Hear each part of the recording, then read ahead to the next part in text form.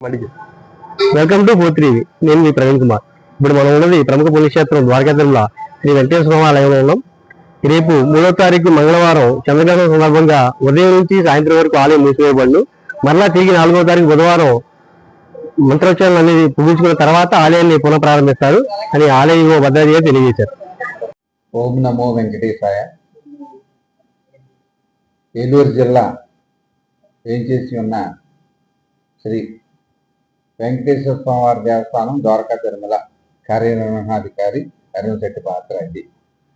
రేపు అనగా మంగళవారం చంద్రగ్రహణం పురస్కరించుకొని ద్వారకా తిరుమల వేయించేసినటువంటి వెంకటేశ్వర స్వామివారి దేవస్థానము, అలాగే దేవస్థానమునకు అనుబంధంగా ఉన్న దత్త దేవాలయములు, అలాగే ఉపాలయాలు కూడా అన్నీ కూడా 3వ తారీఖున ప్రాతకాలం రేపు ఉదయం ప్రాతకాల అర్చనలు అర్చనాది పూజాది కార్యక్రమాలు నిర్వర్తించిన అనంతరం దేవాలయాన్ని మూసివేయడం జరుగుతుంది.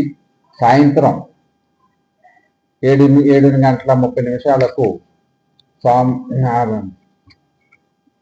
స్వామివారిని దేవాలయాన్ని తెరిచి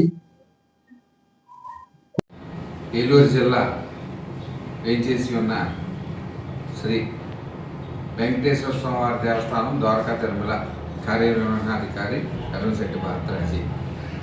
రేపు అనగా మంగళవారం చంద్రగ్రహణం పురస్కరించుకొని ద్వారకా తిరుమల వేయించేసి ఉన్నటువంటి వెంకటేశ్వర స్వామివారి దేవస్థానము, అలాగే దేవస్థానమునకు అనుబంధంగా ఉన్న దత్త దేవాలయములు, అలాగే ఉపాలయాలు కూడా అన్నీ కూడా 3వ తారీఖున ప్రాతకాలం రేపు ఉదయం ప్రాతకాల అర్చనలు అనంతరం దేవాలయాన్ని మూసివేయడం జరుగుతుంది. సాయంత్రం 7:30 పూజాది కార్యక్రమాలన్నీ కూడా సంప్రోక్షణాది కార్యక్రమాలన్నీ నిర్వర్తించిన అనంతరం ఆ కార్యక్రమాలన్నీ పూర్తి చేసుకున్న తర్వాత 4వ తారీఖు ఉదయం నుంచి భక్తులందరికీ కూడా స్వామివారి దర్శనం, అమ్మవారి దర్శనాలు ఇవ్వడం జరుగుతుందని ఇందు మూలంగా మీ అందరికీ తెలియజేసుకుంటున్నాను.